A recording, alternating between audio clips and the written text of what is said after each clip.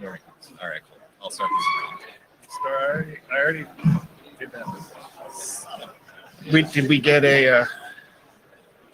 No. All right, we need a Jabber scribe. Wow.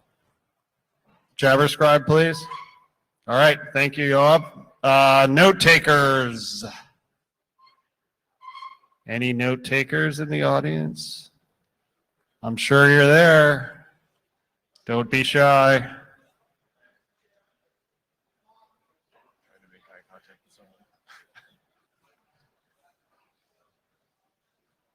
All right, we have a gentleman back there to take notes. Thank you very much. Can you see?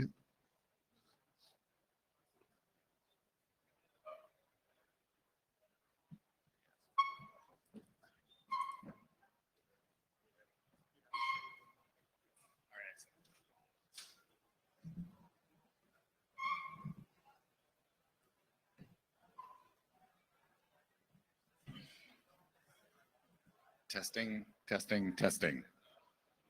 So when you're at the microphone and you're presenting, you got to eat it a little bit, just FYI.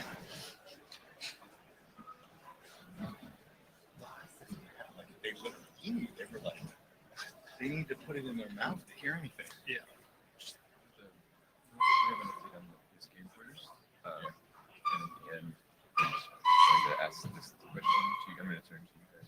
Yes, absolutely. I don't know, man. Are we there yet? Are we on Pop Smoke? We're ready. We're ready. Let's do it. Okay. So this microphone is hot. So Yeah, you're it's gonna very speak close. Yeah, we'll let you. All right. Hey, I've had the most coffee, so let's see how this goes. Hey, welcome to IETF 104. This is the first TLS session. Is that better, MNOT? Is that better? Okay, cool. Hey, welcome. Could we get somebody to grab the doors at the back? Hey, Olaf. Olaf. Anybody? Hey, thanks. Thanks, Patrick. Next slide. No, well, hey. Is that up there? Okay. Hey, we're on slide 2. This is the note well. It's early in the week. Basically, the plan is participating in the IETF. You agree that to follow the IETF process and policies. We're recording this session. Anything you say at the microphone can be held and used against you. If you have IPR, you need to disclose it if you talk about it at the microphone, the whole 9 yards. There's a bunch of links on there. If you have any problems with anything, you can go to the OBUDS team to discuss that. And again, I said like all the links are there. Next. Requests. Hey, minute taker, we got one. Thank you very much, sir. We got Jabber Scribe. Please, the blue sheets are going around. Please sign them. That'd be great. Please make sure to state your name at the microphone when you get to the microphone and talk. Let's keep it professional at the mic and let's be succinct. We have a lot of presentations and we want to make sure we keep people on time. So let's just kind of try to stick to our meeting time as much as possible. Next, the agenda. We have 2 sessions. So here's today.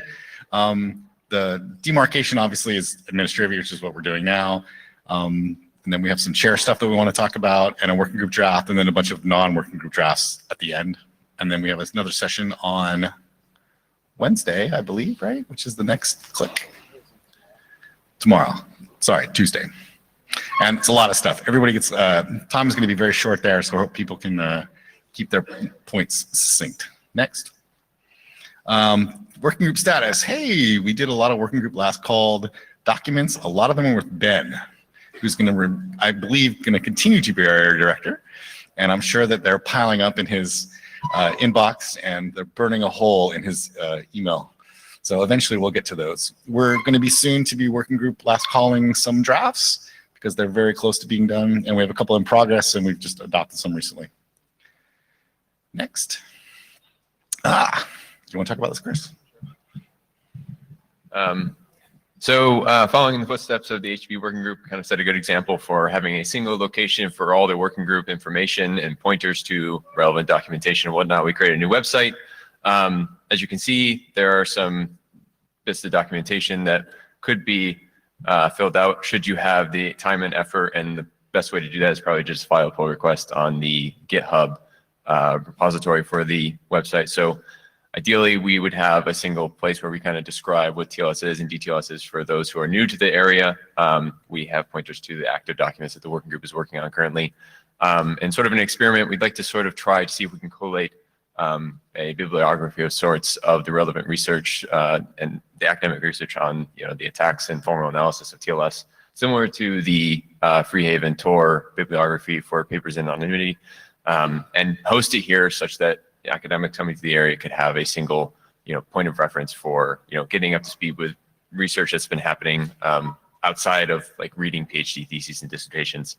We also have pointers to a pointer to an implementation page. Currently, it's just what we had for the 1.3 implementation that Martin spun up. So we hope to fill that out with more information about more TLS stacks and the features they provide going forward. So of course, if you feel so compelled to submit a PR with information about your particular stack, that would be greatly appreciated.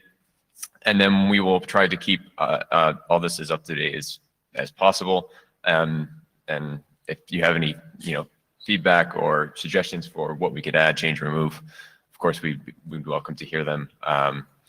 And we hope that going forward this can kind of help, like I said, sort of consolidate, focus on one particular page for newcomers and existing contributors to the working group. So that said, I think we should just, sorry. Oh yeah, that would be useful, wouldn't it? That's tlswg.org. Thank you, Wes. So with that, I think we should probably just jump right into the presentation. So Russ, you're up first.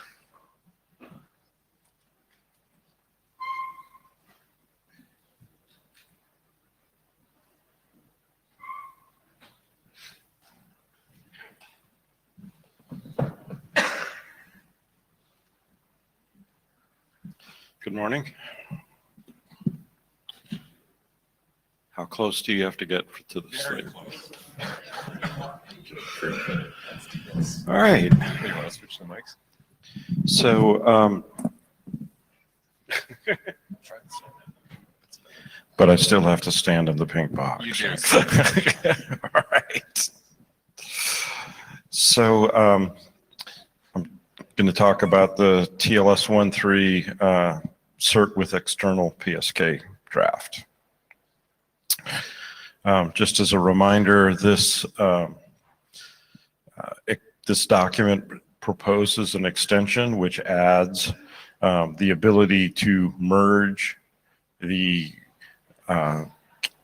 external PSK with the EC, DH, or DH secret in the key schedule. So the idea is that the signature continues to be the basis of the authentication, but we can add a external PSK to the key schedule. The handshake only has these very simple changes. Basically, a flag is included that says you want to do this, and then you use the existing capabilities that are already in the handshake to select the PSK. Basically,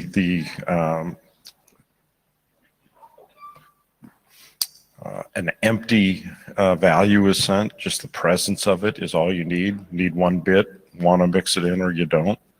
And so that's the very simple syntax that's provided. It basically invokes some rules that say you have to include those other otherwise optional elements in the handshake in order to select the PSK that's going to be used. So what really happens in the key schedule is this is the normal key schedule. The PSK is only present for resumption in TLS 1.3. The idea is you put this in the same spot, the external PSK, when this is selected.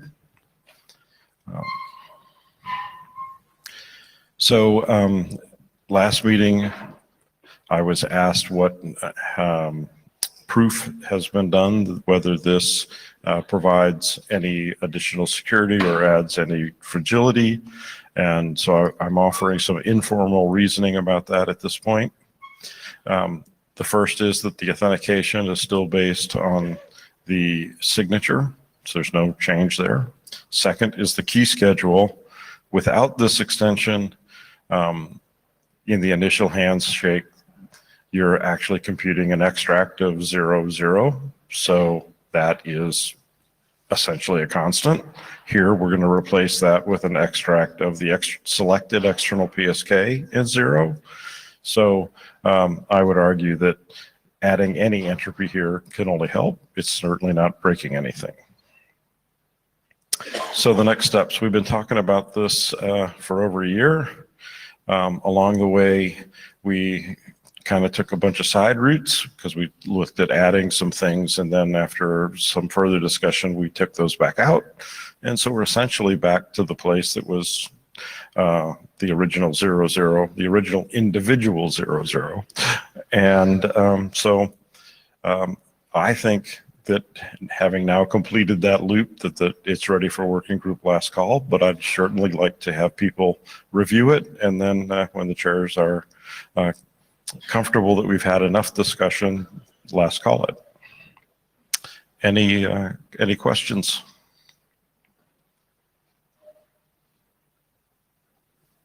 Cool. What we got? Jonathan Hoyland, Cloudflare. Not to bang the drum of formal analysis, but it is a little bit more complicated than just saying, oh yeah, it looks fine. I think getting a formal analysis wouldn't be particularly harder than what's already been done, just extending the work that's been done. But it might be an idea to actually find someone to do it. Okay. Do you have a pointer that you have in mind, or? Not particularly, but I've heard there's lots of academics out there. Mm-hmm. Yeah. Go ahead. Watson Ladd, also from Cloudflare. I just have a question about, is this going to enable the sending of early data if you have this mode or not? So no, it's initial handshake, so there is no early data, and the draft explicitly says that.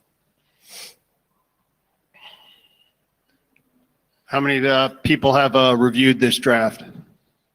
Read it, the latest version? Not a lot. All right, but so we've got some. It would be good to get a little bit more. Are there any people out there who have implemented or planning to implement? Okay. Well, let's see if we can get some more reviews on the list. Maybe last call will be the mechanism to do that. I didn't look carefully. Did anybody raise their hand for implement or plan to implement? I can't hear you. I didn't look. I couldn't see from. I didn't see anybody who was planning to Oh, implement. no, there was one over there. One. Yeah, I guess. I don't That's a think pretty we should. significant one, actually. Yeah, I don't think we should advance this until someone has implemented it. That seems like a standard even for experimental, probably. Fair enough. And as the This first is- slide said, this is for experimental.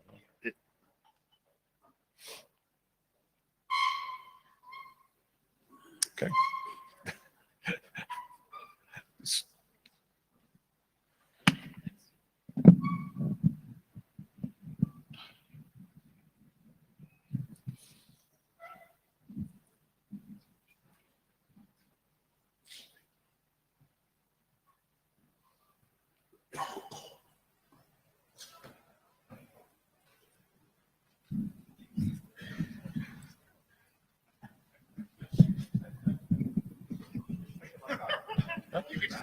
Okay.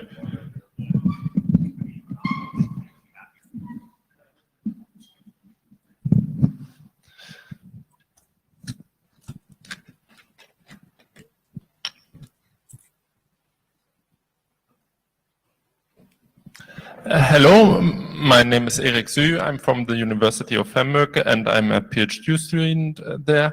And I'm doing research in the topic of TLS and TLS session resumption especially. So I looked recently into the performance of TLS session resumption across SNI values. And I observed that the draft of TLS 1.3 is recommending against it, but at least it is clearly pointed out what are the security issues, and it is also allowed within the draft to do so. And as a problem, why it is recommended against it, I think there is lacking a mechanism to announce for a server which specific SNI values are supported for session resumption. So I looked onto, or to assess the real world performance impact of this, I scanned the Alexa Top 1K site and I observed that, for example, the average site is building TLS connections to more than 20 different host names. And these 20 different host names, they form about 9.5 TLS trust groups. TLS trust groups in this sense, I define them if X509 certificate is valid for these host names, or if it is practical to do TLS session resumptions across these host names. And also another metric which I want to introduce is that when you retrieve a website, you find that you have multiple TLS connections which you establish sequentially, and on average these are 4 sequential TLS handshakes for the Alexa Top 1K sites. So have a quick look on the performance gains when you do TLS session resumption. So in terms of the elapsed time, we find that each session resumption saves at least 20 milliseconds, or about 20 milliseconds. And another important point might be the CPU time, as it is an indicator for the consumed electricity, or the, and there we find that a session resumption only uses a third of the CPU time which full handshake requires. So here I summarize the performance benefits. Doing TLS session resumption across different SNI values allows us to convert approximately 60% of the required full TLS handshakes to resumed connection establishments. This saves in terms of CPU time 44%, and it can save up to 30.6% with respect to the elapsed time for the retrieval of the website to build those connections. So then I thought about how should one implement, or how should one design such a TLS extension. And I came to the conclusion that a simple flag is sufficient. So we need a 1-bit value. And after that flag declares the subject alternative name list of the certificate as a trust group. And we define that within this trust group, each member should support session resumption with each other member of the same trust group. So there's a drawback, which are privacy considerations. So this mechanism, when you visit first the one host name and then the other, you can be, or your visits can be linked if those both host names collaborate with each other. However, I come to the conclusion that this is not a new problem, as user visits can also be linked across different host names via redirects if they use a unique identifier, or hyperlinks if they contain a unique handler. And also the feature of connection reuse of HTTP2 provides the same privacy feature, or the same privacy concern. So if we want to defend against this tracking mechanism, we should enforce shorter expiration times, yeah, for session resumption. So thank you. And are there any questions, comments?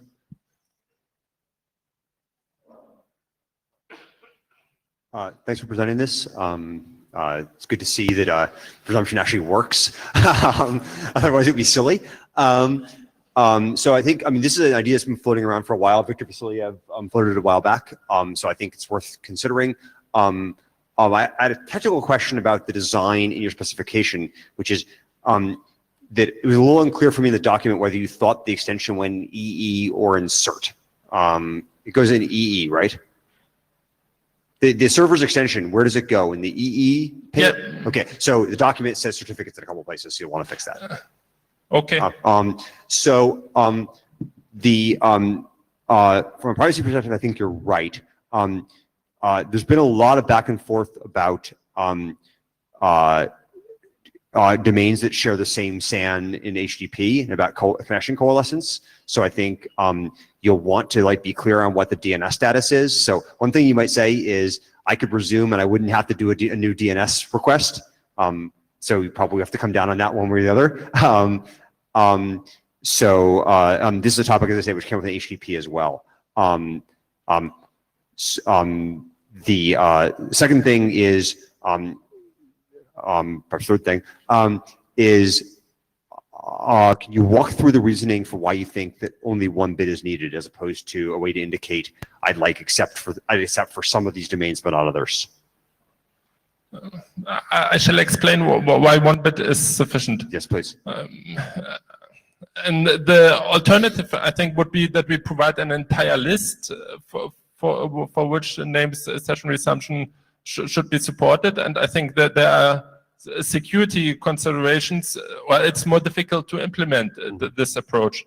And like one bit, and then we directly take the SAN values and use them for session resumption. I think it has security benefits, as nobody is going to mix up the groups or some lists which are provided. Yeah. Okay. Well, I think I'd like to hear from server operators what they think about this. Yeah. The last thing I was going to say is we seem to be starting to accumulate one-bit flags, and it might be worth, and that's not says, people don't typically worry too much about the size of the TLS handshake, but sometimes they do, and I'm wondering if it might be worthwhile defining a generic extension that was a flags extension rather than defining a pile of, because each extension basically burns 4 octets minimum, so I think maybe it's probably trying to define a flags extension. Anyway, but an alternative design could also implement it into this certificate itself. Sure. So we can also consider that approach. Sure, fair enough. So I should have said this at the beginning. I think this is good. I think we should pursue it. Yeah. Hi, Joachim. So one of the reasons that we don't generally recommend resuming across SNIs is that often you'll get a wildcard certificate like star.example.com, and then this is valid for all of the example.com servers, but only some of them are actually co-located on the same server. So that kind of argues against the one-bit solution, because the server knows what other domains it is responsible for.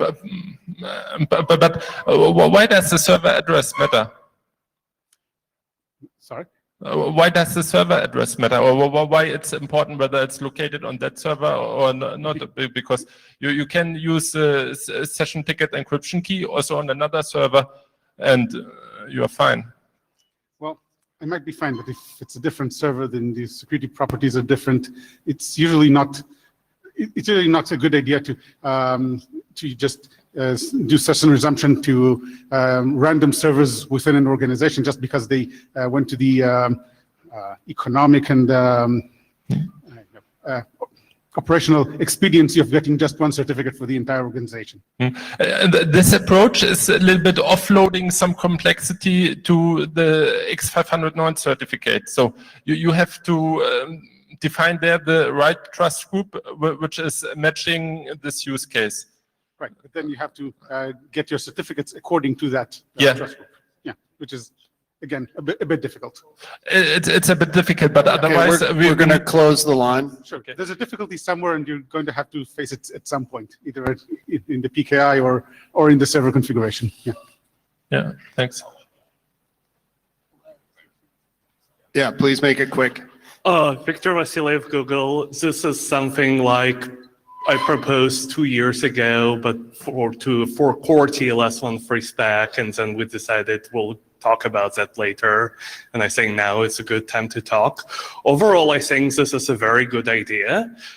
Specifically, there are cases like YouTube where you have a CDN with star.googlevideo.com, and you would really want to resume between those domains, but you can't because they all have different hostnames which you have to connect to.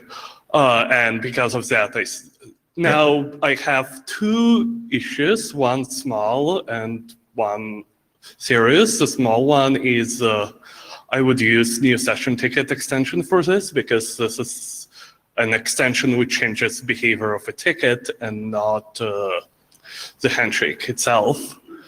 And the second one is, so currently the draft proposes to limit resumption to 10 minutes, which is a solution to issue which you correctly pointed out exists. However, as you've also pointed out, this is an issue which is orthogonal to privacy issues of resuming across domains, as in for re-identifying user, it would be often enough to resume to the same domain, which is like embedded via an iframe.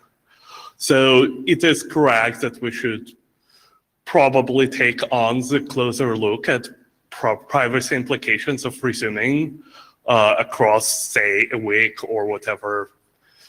I actually did that. There's another paper from me on tracking via session resumption. Yeah, what I'm trying to say is that I'm not certain 10 minutes would work if it would like. Yes, certainly it's, we can argue which value is the right one and the trade-offs at hand. So the reason what I'm saying is that I don't think the question is of whether 10 minutes is the right one. It's a question for this draft.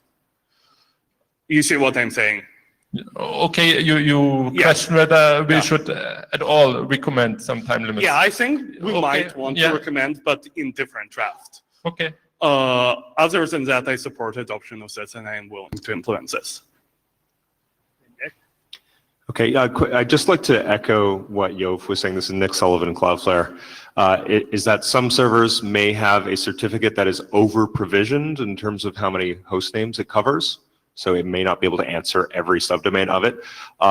There is the provision at the HTTP2 layer of what's called an origin, where if you define what the origin is, then perhaps that might be a way to define which, if a site has listed a set of origins, then that is likely a set of safe SNIs to resume.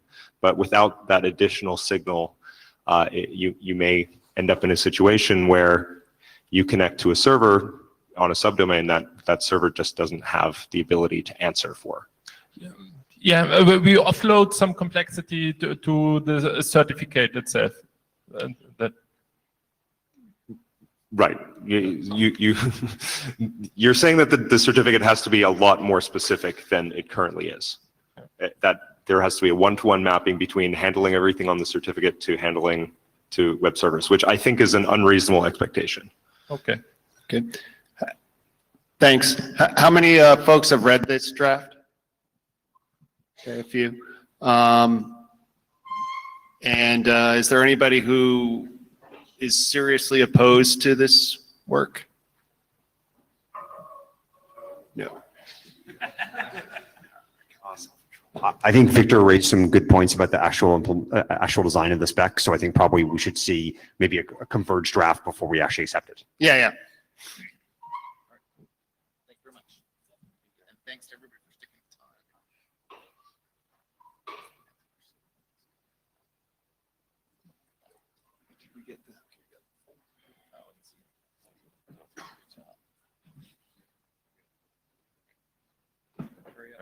Hello, everyone. So this is just an update on the external PSK importer draft that we talked about last time. We had some input from David Benjamin, so added him as an author to the list. Thank you, or to the draft. Thank you very much for the input and contributions. Just to reiterate the problem statement here, in the 1.3 draft or spec, it says that PSKs must only be used with one particular hash function, whereas in TLS 1.2 we have no such restriction on any PSK. So the ultimate goal that we want to achieve here is to avoid hash reuse for the same PSK in different contexts, that is across different protocols. And so one of the ideas that came up was to just have an import sort of like functionality that differentiates an external PSK that is universally bound to some hash function for a particular protocol version, and then the set of cipher or set of hash algorithms that you support without changing the key schedule, such that you don't have this, misuse or reuse of a PSK across hash algorithms. So to be more concrete about that, basically assume you have some universal PSK or external PSK that has an associated hash function with it when it was actually vended, has some associated identity with it as well that you would use if you were going to use it in TLS 1.2. The import functionality that we're specifying is basically a way to construct a different identity for the PSK that you would advertise on the wire. That's the composition of the external identity associated with the PSK, a label, a generic label right now, which is we specify as a protocol-specific string, so TLS 1.2 or TLS 1.3, whatever version of the handshake is currently in use. So for Quick, it would be TLS 1.3 as well as the hash algorithm that you want to use this particular PSK for. So if you support SHA-256 and SHA-384, you would have one PSK being split into two with two different identities advertised on the wire. And a question that was raised in the bump version of the draft was whether or not you want to have the hash algorithm as currently specified in the identity at all. You might imagine future versions of TLS not even using this particular type, so it might make sense to fold that into the label as a way of future proofing, but this is more of just an encoding question, so we could probably sort that out later. Just as an example of how the diversification works, as I said, you have an external PSK with an associated hash. You basically HKDF it based on the imported identity with the protocol string and the hash algorithm as such, and you get, in this case, 3 particular PSKs that would be advertised on the wire. There was a question raised last time as to what is the exact overhead of this particular technique. So for example, for low power embedded devices in which you're using PSKs, external PSKs, you don't want to add more bytes to either any message of the handshake. But if you're just supporting, if you control both ends and you only want to support one particular hash algorithm, the overhead's actually quite small. It's just the size of the label and the number of bytes needed to encode the hash algorithm.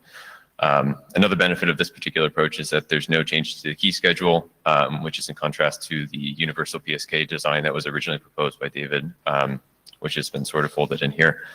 And we sort of cleared up the language a little bit such that it works with TLS 1.2 and prior versions, as well as 1.3 and 1.3 in the context of Quick. It potentially go forward with 1.4, dare I say it, and other versions of TLS if they should exist. Of course, a con then is this particular approach with this design. It means that if we were to rev the version or increase or add a new hash function or hash algorithm, the number of PSKs advertised on the wire would increase based on that particular new value. So that's not the best, particularly because it could get out of control quite quickly. But assuming that in a scenario in which you have external PSKs and you have a key management system to distribute these out of band, that you know what algorithms and functions and protocol versions the other side supports, so you wouldn't run into this particular problem of generically just advertising everything and finding one that sticks. So that's the rationale that we're using here. Concretely, with the draft changes since 00, we added some text to clarify the language around that a single hash function must only ever be used for a PSK, just to make that absolutely clear. Made it clear that whenever you're deriving a PSK, you would only derive one for each supported hash algorithm. So for example, if you had two cipher suites that shared the same hash algorithm, you would not derive two PSKs for whatever reason. So in the case example, if you have ASGCM with 256 and SHA-256 with SHA-256, you'd only derive one PSK. Whereas if you had different hash algorithms and different cipher suites, you would use more, clearly. And we made concrete how we would actually support this with TLS 1.2 and backwards versions as well. There was also another issue that was raised with respect to privacy of external PSK identifiers, in particular in the context of, I think it was DNS service-based service discovery. Thank you, Christian. I assume you're here somewhere. Yeah, so I left a note in the draft basically describing the sketch that's in the DNSSD document with the, using the time-based nonce rotation. It's not like something you could implement as written, but just sort of a note that says, using external PSKs with sticky identifiers is possibly a privacy problem. There are possible things you could do to get around that, such as the mechanism that's described in the DNSSD draft. And very likely we might just sort of point to that particular draft, assuming it goes forward, and say, perhaps just do this particular thing.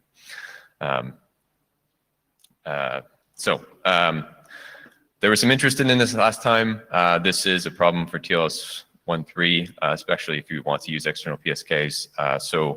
I'm sort of proposing into the group that we sort of move this document forward. So I'd like to just get a sense of the room as to what people think. But first, I think Christian has a question. Yeah, no, it's not a question, it's just a notification that we missed the deadline, but Daniel Kaiser and I are extracting that part of the DNSSD draft and making it standalone, and we'll submit it in in the TLS group. Excellent, thank you. Then I will just cite that to make it easier. Yes. Yeah, John Mattsson, Ericsson.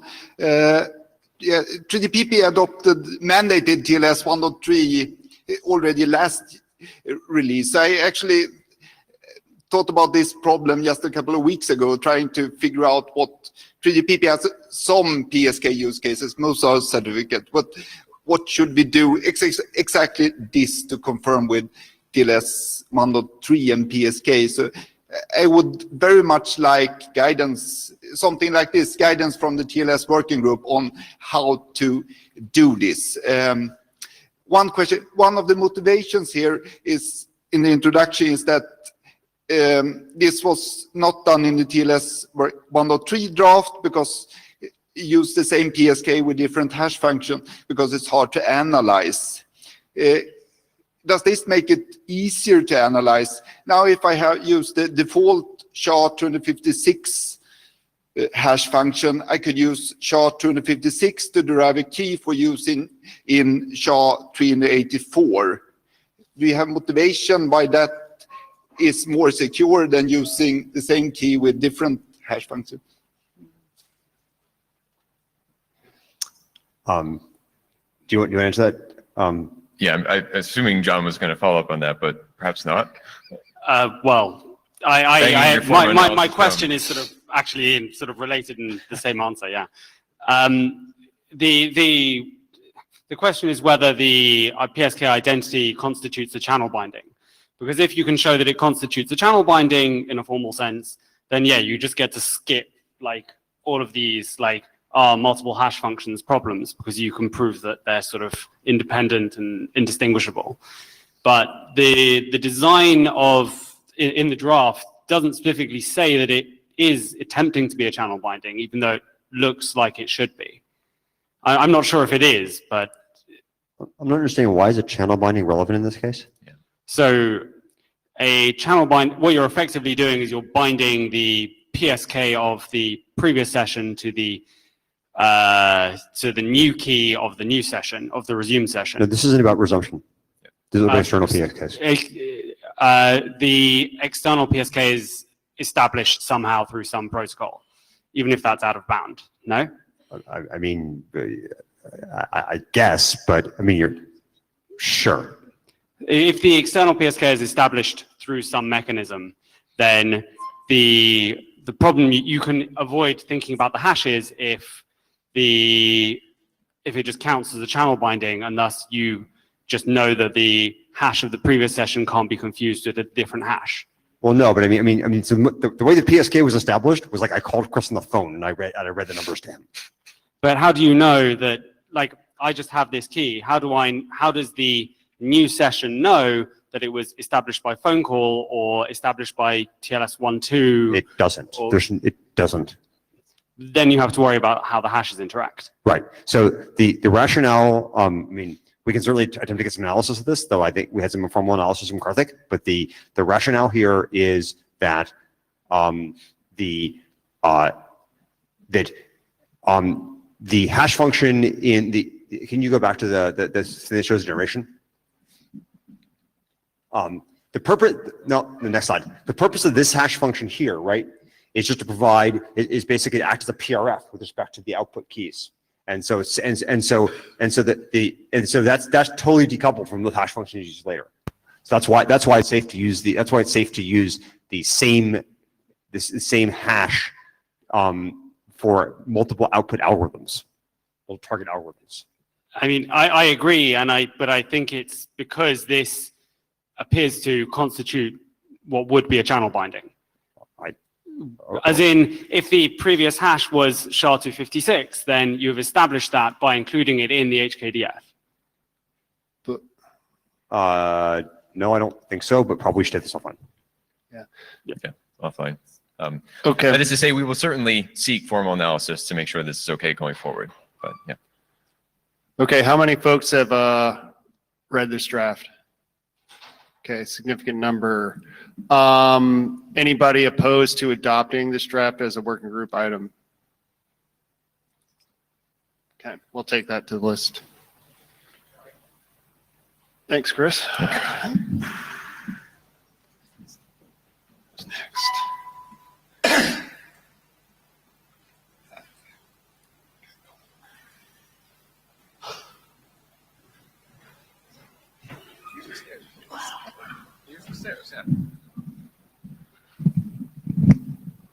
All right, hello. I'm Tommy Pauly from Apple, and I'll be presenting these actually two drafts that we submitted regarding how to do NAT detection within secure transport protocols. Essentially, that's just within TLS and QUIC right now. So we have two drafts that we submitted in tandem, which are essentially the same mechanism within the two different protocols. So what I want to do here is just cover our use case motivations and to talk about some of the trade-offs in the design. There's definitely some things that need to be done on the wire format encoding. We've had a lot of discussion on the list already. Thank you for the people who did read that and give that feedback. We will take that into account, but I think we'll punt the rest of that discussion to the next rev. So there are 4 different use cases for why we would do this in the first place. So I just want to walk through those now.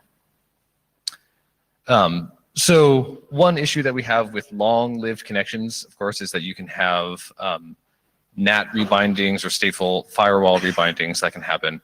And oftentimes it's not easy to detect those, or you don't know if one is about to happen. Oftentimes with long-lived connections, we'll have a fair number of keep alives that we do, or try to detect what the rebinding timeouts are. So the goal here is that if we can detect that there is a NAT, we can seed what our keep alive timeouts are going to be earlier on. Of course, not detecting that there is a NAT doesn't remove the need for keep alives. There could be a stateful firewall involved, but essentially if we do positively identify that we are behind a NAT, we may want to bias some of the heuristics we do for long-lived connections. And this definitely will look different for protocols like QUIC, which can survive NAT rebindings, but it may let us know that these may be happening. The other use case that we thought of here is that if we detect that we are not behind a NAT, we are much more likely to believe that our client IP address is effectively a public address and we are using it as a unique identifier. This plays into any privacy considerations that we have for other protocols. So the example that led us to start working on this was that if I'm behind a NAT and I'm using DNS over TLS or some other mechanism in which I'm trying to obscure my DNS traffic,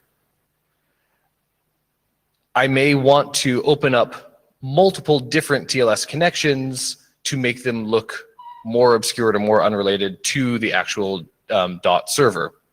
However, if I'm not actually behind a NAT, and I have a public IP address, that's just going to be directly obvious to the server, and it's going to see a whole bunch of queries coming from the same client, and it's going to be a lot more linkable and related than it would be otherwise. Oh, did we have a? Yeah. So net rebinding detection I already discussed, and the other item that we have is if we can detect what our public IP address actually is, if we are behind a NAT, we can do better metrics collections on knowing what ASN we are, and so we can do better correlation of what performance issues or other functionality issues that we're seeing when we are trying to debug things in the wild from the client perspective. This is an interesting privacy question here to some degree. Is it a privacy issue for the client to know their own public IP address? They are knowing a little bit more about where they are in the environment they're in. I think there can be some discussion about that. I would argue that it's not really a terrible thing because everyone upstream in the servers already know where you are. It's actually just something that's hidden from the client themselves.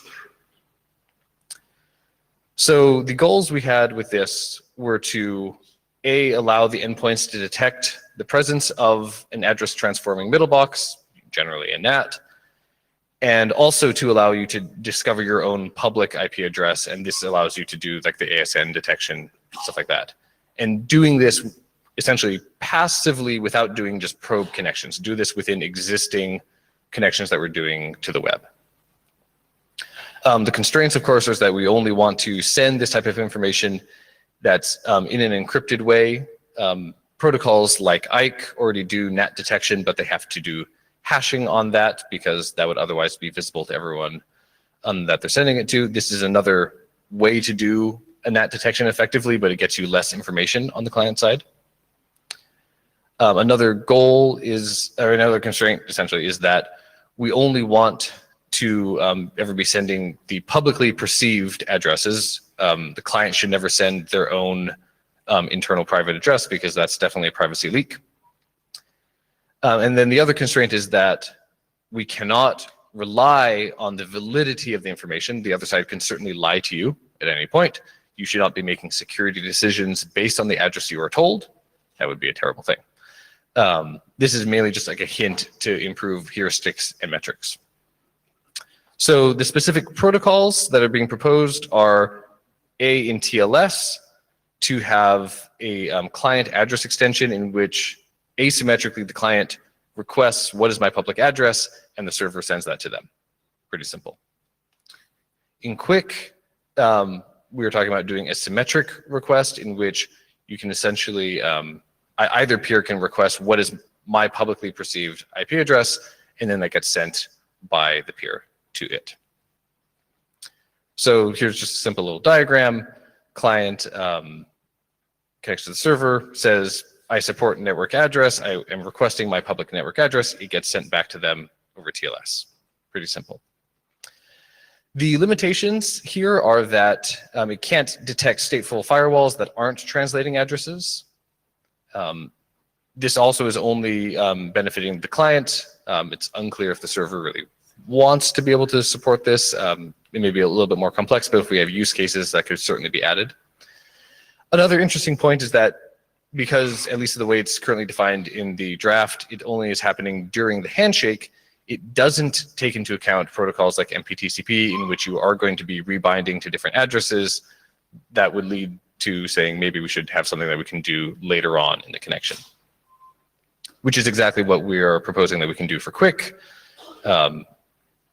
Pretty simple. We just say, hey, what's my public address? And then you get a response back. So the limitations here are that still you can't detect stateful firewalls that don't translate your addresses, but you can handle multipath migration rebindings, and this can actually be a really useful way of adding ways to help connection migration realize when a migration has happened because of a NAT rebinding versus an explicit decision to switch different networks. And so that's essentially it. We'd love to hear any feedback or thoughts of if this is useful. I know there were some similar ideas of using this as a HTTP2 thing rather than TLS. And if people think that's a better way to pursue this, let us know. Wes Hardiker, USCISI. Couple of questions, really quick. Is this NAT v4 specific? You didn't really state whether you were considering v6 or not. So, I mean, We're cutting the hopefully line people at aren't this doing. point. Yeah, great. Hopefully people aren't doing NAT66 all that much, but it definitely applies everywhere. I think the wire formats do any address family encoding because you could have a NAT64, you could have a NAT66, and so you do want to detect that either way. Okay. The bigger question is, why is this a TLS specific problem? If clients around the internet need to know their public's address, which I think might actually be somewhat needed by games and lots of stuff, why are we doing this in each protocol as opposed to doing some more generic solution that operates at a different level? So I think in the case of Quick, it's a little clearer because I believe to some degree this is kind of a transport handshake question. That's nice because we already have an encrypted transport there because it's all kind of baked in. Putting this in like TCP would not be something that we could easily extend, and also we want to make sure the information is encrypted. The other direction you go is that you put it inside protocols that run on top of TLS, and you just redefine it for each of those use cases. So I agree that it's not totally clean. I think the Quick story is much cleaner. Hi, Daniel Kahn-Gilmore, ACLU. So thanks for bringing this work here.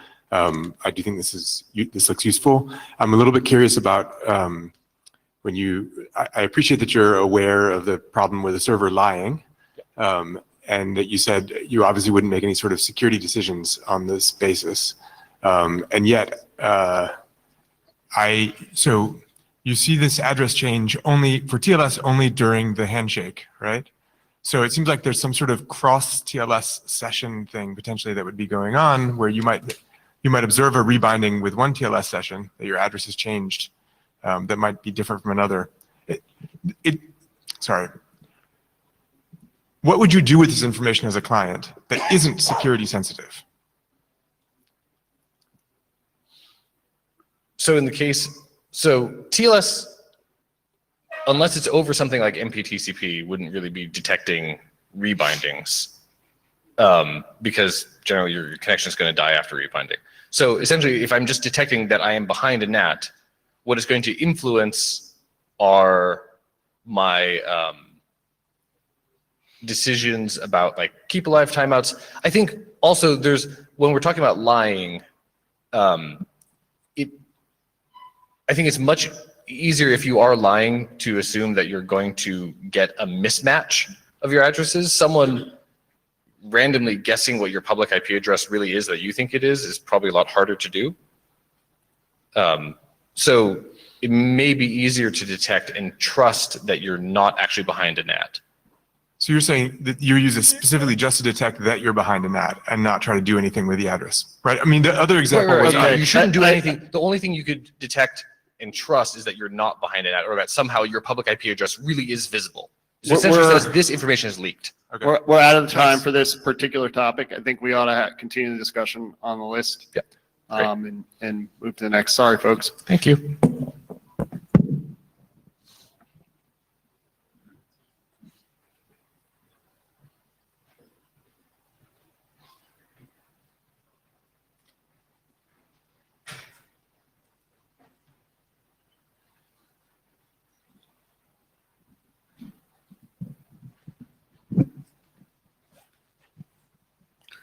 Hello, everyone.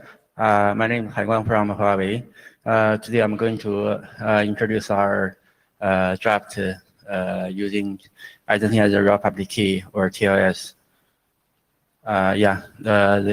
This slide explains our motivation actually.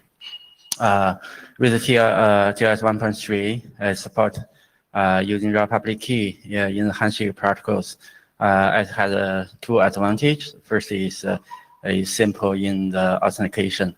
No certificate chains involved in the verification natures. The second is lightweight in the communication. Actually, certificate normally takes about 1 KB, and a raw public key maybe just a few tens of bytes. So it's quite lightweight in communication and also in the storage. So, however, issues with using the raw public keys, I need to maintain a binding list for the public key and the identity. You mentioned we have a huge network with millions of a few hundred millions of devices. So to maintain such a huge binding list is not easy task. So to solve this issue, we propose to use identity-based cryptography. In fact, it's identity-based signature to examine the server from maintain such a huge binding list between public keys and identity. So I have two use scenarios for this TSIBC. Actually, the first is we can use it for the telecom operators.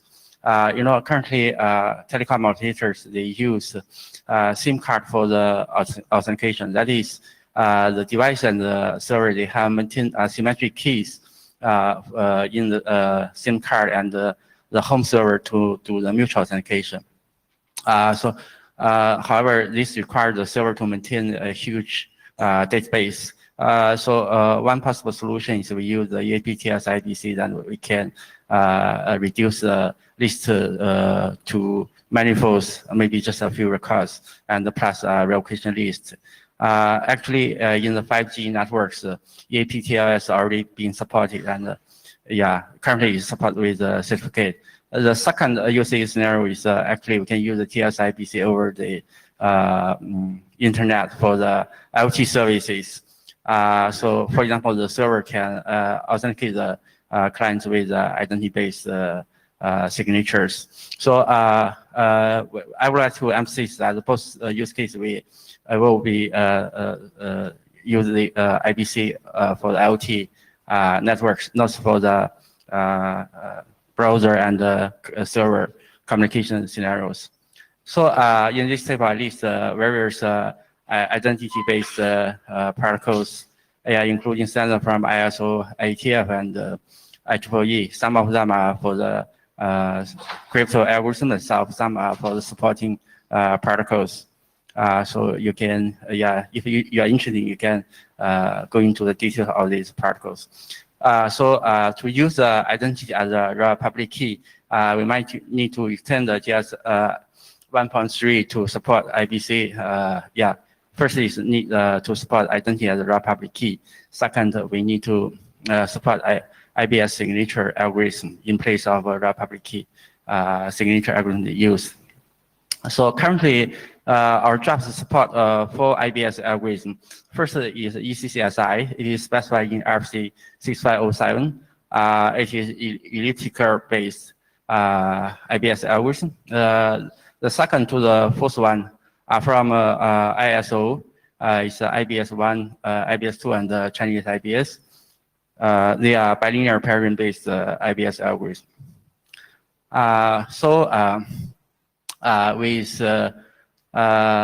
To support IBS or TLS, we need to extend the signature scheme data structure by supporting each signature algorithm with code points. So here we list the 4 possible code points that can be reserved for it. This is shows the data structure we extend to support the IBS. We reuse the data structure used by the raw public key to carry the public key and algorithm identifiers. For example, the original subject public key field, we filled with the identity, and for the algorithm field, the OID of IBS algorithm is put there. A new data structure is defined to carry the PKG parameters. With IBS algorithm, there's a centralized PKG that generates priorities for the devices. So they might need to exchange the parameters with the server. In case the single level IBS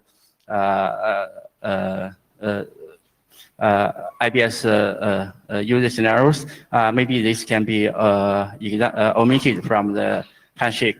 And also we need define a new data structure to carry the signature values, including points on the elliptic curve and PVT. We're running towards the end, so you might want to. Okay, maybe just yeah. Jump to the so end. This is a handshake protocols. We just put some ECCSI and also how they exchange the the public key information and IBS over the handshake protocols. We also have some work in the ITUT SG17, and they cover some more aspects of the IBS algorithm, including the, for example, the security requirement and IBC algorithm and the key management and also authentication protocols. Last slide. So the way forward is we will ask the group share to reserve following code points for us to use in the implementation testing, mainly the full codes for the signature algorithm. Yeah, that's all. So to be clear, he's not asking for working group adoption. This is kind of a, hey, what's going on? So I believe the way forward here is that the code point registry is clear that it's specification required. So, and anything we'll do, including an internet draft. So I believe the way forward here is this draft is going to be forwarded to the designated expert list, and they will take it and see what happens and go from there. That's basically the idea. Is there's anyone here that's screaming for working group adoption of this? Please get to the microphone. Okay. So I'll get with you to make sure we understand exactly what's going to happen, where you're going to send the email, excuse me, to get the draft to the designated experts to make sure that we get the code point thing going, and we'll go from there, and we'll see you all tomorrow. Thank you very much. Okay, thank you very much. Yeah, where's the other blue sheet? Can someone bring up the blue sheet? Sorry, the blue sheets haven't been up the center yet. Blue sheets haven't covered this. All right, there's a blue. Who's got the blue sheet? Okay, pass it up to. Go. Is there another blue sheet? We got lots of blue sheets. So we got an extra. We got. We're so popular.